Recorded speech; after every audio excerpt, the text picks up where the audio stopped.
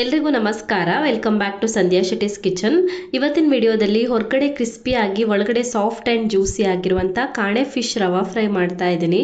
ಸರಿಯಾದ ಮಸಾಲೆ ಕೋಟಿಂಗ್ ಮತ್ತು ರವೆ ಹಾಕೋದ್ರಿಂದ ಈ ಫಿಶ್ ಫ್ರೈ ಹೋಟೆಲ್ಗಿಂತಲೂ ರುಚಿಯಾಗಿ ಬರುತ್ತೆ. ಎಲ್ಲ ಟಿಪ್ಸನ್ನು ಫಾಲೋ ಮಾಡಿ, ಇಲ್ಲಿ ಹೇಳಿರುವಂಥ ಎಲ್ಲ ಟಿಪ್ಸನ್ನು. ಬನ್ನಿ ಆಗಿದ್ರೆ ರೆಸಿಪಿ ಹೇಗಿದೆ ಅಂತ ನೋಡೋಣ. ಫಸ್ಟಿಗೆ ನಾನಿಲ್ಲಿ ಅರ್ಧ kg ಆಗೋಷ್ಟು ಕಾಣೆ ಮೀನನ್ನು ತೊಗೊಂಡಿದ್ದೀನಿ. ಕಾಣೆ ಮೀನನ್ನು ಕ್ಲೀನ್ ಮಾಡಿಬಿಟ್ಟು ರೆಡಿ ಮಾಡಿ ಇಟ್ಕೊಂಡಿದ್ದೀನಿ. ಇವಾಗ ಮಸಾಲೆ ರೆಡಿ ಮಾಡ್ಕೊಳ್ಳೋಣ. ಒಂದು ಫ್ರೈಯಿಂಗ್ ಪ್ಯಾನ್ನ ಕಾಯಿಸಿ 6 ಬ್ಯಾಡಗಿ ಮೆಣಸು ಹಾಕೊಂಡಿದ್ದೀನಿ. 1 ಟೇಬಲ್ ಸ್ಪೂನ್ ಆಗುವಷ್ಟು ಧನಿಯಾ ಕಾಳನ್ನು ಹಾಕೊಳ್ಬೇಕು. 1/4 ಟೀ ಸ್ಪೂನ್ ಆಗುವಷ್ಟು ಕಾಳುಮೆಣಸು, ಜಾಸ್ತಿ ಬೇಡ, ಸ್ವಲ್ಪ ಹಾಕೊಂಡ್ರೆ ಸಾಕು ಕಾಳುಮೆಣಸನ್ನ. ಇವಾಗ ಇದನ್ನ ಉರಿನ ಮೀಡಿಯಂ ಫ್ಲೇಮಲ್ಲಿ ಇಟ್ಕೊಂಡು 2 ರಿಂದ 3 ನಿಮಿಷದವರೆಗೂ ಹುರ್ಕೊಳ್ಬೇಕು. ಎಣ್ಣೆ ಸೇರಿಸಬಾರ್ದು, ಡ್ರೈ ಆಗಿನೇ ಹುರ್ಕೊಳ್ಬೇಕು. ಸೊ ಮಸಾಲೆ ಐಟಮ್ಸ್ ಎಲ್ಲ ಚೆನ್ನಾಗಿ ಹುರ್ಕೊಂಡಾಗಿದೆ. ಇವಾಗ ಇದು ಪೂರ್ತಿಯಾಗಿ ತಣಿಬೇಕು. ತಣಿದಾದ ನಂತರ ರುಬ್ಬೋದಕ್ಕೆ ಹಾಕೊಳ್ಳೋಣ. ಇದಕ್ಕೆ ಇವಾಗ 5 ಎಸ್ಲಾಗುವಷ್ಟು ಬೆಳ್ಳುಳ್ಳಿ ಹಾಕೊಂಡಿದ್ದೀನಿ. ಸ್ವಲ್ಪ ಹುಣಸೆ ಹಣ್ಣನ್ನು ಹಾಕೊಳ್ಬೇಕು. 1/4 ಚಮಚ ಆಗುವಷ್ಟು ಅರ್ಶಿನದ ಪುಡಿನ ಹಾಕೊಳ್ಬೇಕು. ಸೊ ಇದಕ್ಕೆ ಇವಾಗ ಎಷ್ಟು ನೀರು ಬೇಕಾಗುತ್ತೋ ಅಷ್ಟು ನೀರನ್ನು ಸೇರಿಸ್ಬಿಟ್ಟು ನುಣ್ಣಗೆ ರುಬ್ಕೊಳ್ಬೇಕು. ಮಸಾಲೆನ ರುಬ್ಬಿಟ್ಟು ತೊಗೊಂಡು ಬಂದಿದ್ದೀನಿ.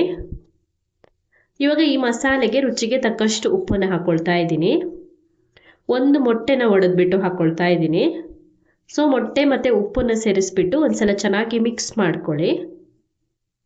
ಮಿಕ್ಸ್ ಮಾಡ್ಕೊಂಡ ನಂತರ ಇದಕ್ಕೆ ಇವಾಗ 2 ಟೇಬಲ್ ಸ್ಪೂನ್ ಆಗುವಷ್ಟು ಕಾರ್ನ್ಫ್ಲೋರ್ ಹಾಕೊಳ್ತಾ ಇದ್ದೀನಿ. ಕಾರ್ನ್ಫ್ಲೋರ್ ಹಾಕೋದ್ರಿಂದ ಫಿಶ್ ಫ್ರೈ ಕ್ರಿಸ್ಪಿಯಾಗಿ ಬರುತ್ತೆ. ಬರೀ ಮೊಟ್ಟೆ ಹಾಕಿದ್ರೆ ಸ್ವಲ್ಪ ಸಾಫ್ಟ್ ಆಗ್ಬೋದು, ಕಾರ್ನ್ಫ್ಲೋರ್ ಹಾಕಿದರೆ ಕ್ರಿಸ್ಪಿಯಾಗಿ ಬರುತ್ತೆ. ಕಾರ್ನ್ಫ್ಲೋರ್ ಹಾಕಿ ಮಿಕ್ಸ್ ಮಾಡ್ಕೊಂಡ್ಬಿಟ್ಟು ಇವಾಗ ಇದಕ್ಕೆ ಕಾಡೆ ಮೀನನ್ನು ಸೇರಿಸ್ಬಿಟ್ಟು ಚೆನ್ನಾಗಿ ಮಿಕ್ಸ್ ಮಾಡಿಬಿಟ್ಟು ಮ್ಯಾರಿನೇಟ್ ಮಾಡ್ಕೊಳ್ಳೋಣ. ಮಸಾಲೆ ಚೆನ್ನಾಗಿ ಹಿಡಿಬೇಕು ಮೀನಿಗೆ, ಹಾಗಾಗಿ ಒಂದು ಅರ್ಧ ಗಂಟೆ ಆದರೂ ಮ್ಯಾರಿನೇಟ್ ಮಾಡ್ಕೊಳ್ಬೇಕು. ಟೈಮ್ ಇದ್ದರೆ ಇನ್ನೂ ಜಾಸ್ತಿ ಹೊತ್ತು ಮ್ಯಾರಿನೇಟ್ ಮಾಡ್ಕೊಳ್ಳಿ. ಎಷ್ಟು ಮ್ಯಾರಿನೇಟ್ ಮಾಡ್ಕೊಳ್ತೀವೋ ಅಷ್ಟು ರುಚಿಯಾಗಿ ಬರುತ್ತೆ ಮೀನು ಫ್ರೈ.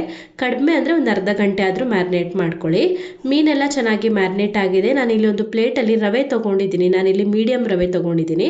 ಸೊ ರವೆಯಲ್ಲಿ ಮೀನುಗಳನ್ನು ಇವಾಗ ಕೋಟ್ ಮಾಡಬೇಕು. ಕೋಟಿಂಗ್ ಚೆನ್ನಾಗಿ ಬರಬೇಕು. ಒಂದೇ ಒಂದು ಲೇಯರ್ ಕೋಟ್ ಆದರೆ ಸಾಕಾಗುತ್ತೆ, ಜಾಸ್ತಿ ದಪ್ಪ ಹಚ್ಚಬಾರ್ದು. ರವೆನ ಒಂದೇ ಒಂದು ಲೇಯರ್ ಕೋಟಿಂಗ್ ಮಾಡಬೇಕು.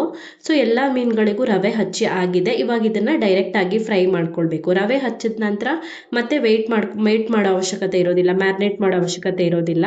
ರವೆ ಹಚ್ಚಿದ ನಂತರ ಇಮಿಡಿಯೇಟ್ ಆಗಿ ಡೀಪ್ ಫ್ರೈ ಮಾಡ್ಕೊಳ್ಬೋದು. ಎಲ್ಲ ಮೀನುಗಳಿಗೂ ರವೆ ಹಚ್ಚಿಟ್ಕೊಂಡಿದ್ದೀನಿ. ಸೊ ಫ್ರೈ ಮಾಡೋದಕ್ಕೆ ಬಾಣಲಿನಲ್ಲಿ ಎಣ್ಣೆನ ಕಾಯೋದಕ್ಕೆ ಇಟ್ಟಿದ್ದೀನಿ. ಎಣ್ಣೆ ಒಂದ್ಸಲ ಪೂರ್ತಿಯಾಗಿ ಕಾದ ನಂತರ ಮ್ಯಾರಿನೇಟ್ ಮಾಡಿ ರವೆ ಹಚ್ಚಿಟ್ಕೊಂಡಿರುವಂಥ ಕಾಣೆ ಮೀನುಗಳನ್ನು ಸೇರಿಸ್ಬಿಟ್ಟು ಡೀಪ್ ಫ್ರೈ ಮಾಡ್ಕೊಳ್ಬೇಕು. ಒಂದ್ರ ಮೇಲೊಂದು ಹಾಕೋದಕ್ಕೆ ಹೋಗಬೇಡಿ, ಸ್ವಲ್ಪ ಗ್ಯಾಪ್ ಬಿಟ್ಟು ಹಾಕೊಳ್ಳಿ. ಒಂದು ಸಲಕ್ಕೆ 4 ರಿಂದ 5 ಮೀನು ಹಾಕ್ಕೊಳ್ಬೋದು, ಒಂದೇ ಸಲಕ್ಕೆ ಎಲ್ಲ ಮೀನುಗಳನ್ನು ಹಾಕ್ಕೊಳ್ಬೇಡಿ. ಸೊ ಇದನ್ನು ಇವಾಗ ಒಂದು 3 ರಿಂದ 4 ನಿಮಿಷದವರೆಗೂ ಫ್ರೈ ಮಾಡಿಕೊಂಡ್ರೆ ಸಾಕಾಗುತ್ತೆ. ಬೇಗನೆ ಬೆಂದ್ಬಿಡುತ್ತೆ, ಸ್ವಲ್ಪ ಸಣ್ಣ ಮೀನಲ್ವಾ, ಹಾಗಾಗಿ 3 ರಿಂದ 4 ನಿಮಿಷ ಫ್ರೈ ಮಾಡಿಕೊಂಡ್ರೆ ಸಾಕಾಗುತ್ತೆ. ಸ್ವಲ್ಪ ಹೊತ್ತು ಫ್ರೈ ಆದ ನಂತರ ನಾನು ಎಲ್ಲ ಮೀನುಗಳನ್ನು ತಿರುಗಿಸಿ ಹಾಕ್ಕೊಳ್ತಾ ಇದ್ದೀನಿ.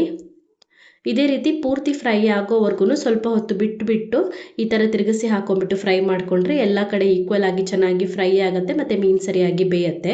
ಒಟ್ಟಿಗೆ ಒಂದು 3 ರಿಂದ 4 ನಿಮಿಷ ಫ್ರೈ ಮಾಡಿಕೊಂಡ್ರೆ ಸಾಕಾಗುತ್ತೆ. ಸೊ ಮೀನು ಇವಾಗ ಚೆನ್ನಾಗಿ ಫ್ರೈ ಆಗಿದೆ. ಇವಾಗ ಇದನ್ನು ರಿಮೂವ್ ಮಾಡ್ಕೊಳ್ಳೋಣ ಎಣ್ಣೆಯಿಂದ. ಫ್ರೈ ಅಂತೂ ತುಂಬಾ ಕ್ರಿಸ್ಪಿ ಆಗಿರುತ್ತೆ. ಹೊರಗಡೆ ಕ್ರಿಸ್ಪಿಯಾಗಿ ಒಳಗಡೆ ಸಾಫ್ಟಾಗಿ ಜ್ಯೂಸಿಯಾಗಿ ಬರುತ್ತೆ. ಹೋಟೆಲ್ಗಿಂತಲೂ ರುಚಿಯಾಗಿ ಬರುತ್ತೆ. ಈ ಥರ ರವಾ ಫ್ರೈ ಮಾಡೋದಕ್ಕೆ ಯಾವ ಮೀನಾದರೂ ಪರವಾಗಿಲ್ಲ, ಕಾಣೆ ಮೀನಂತೂ ತುಂಬಾ ರುಚಿಯಾಗಿ ಬರುತ್ತೆ. ಕಾಣೆ ಮೀನಿದ್ದಾಗ ನೀವು ತವಾ ಎಲ್ಲ ಮಾಡೋ ಬದಲು ಈ ಥರ ರವಾ ಫ್ರೈ ಮಾಡಿ, ತುಂಬಾ ರುಚಿಯಾಗಿರುತ್ತೆ. ಸೊ ಇಲ್ಲಿ ಹೇಳಿರುವಂಥ ಎಲ್ಲ ಟಿಪ್ಸನ್ನು ಫಾಲೋ ಮಾಡಿದ್ರೆ ಪರ್ಫೆಕ್ಟ್ ಆಗಿರುವಂಥ ರವಾ ಫ್ರೈನ ಮಾಡ್ಬೋದು. ಸೊ ವಿಡಿಯೋನ ಮಿಸ್ ಮಾಡದೆ ಫಾಲೋ ಮಾಡಿ, ರೆಸಿಪಿನ ಟ್ರೈ ಮಾಡಿ, ಕಮೆಂಟಲ್ಲಿ ಹೇಗಿದೆ ಅಂತ ತಿಳಿಸಿ. ಹಾಗೆಯೇ ನನ್ನನ್ನು ಸಬ್ಸ್ಕ್ರೈಬ್ ಮಾಡೋದನ್ನು ಮರಿಬೇಡಿ.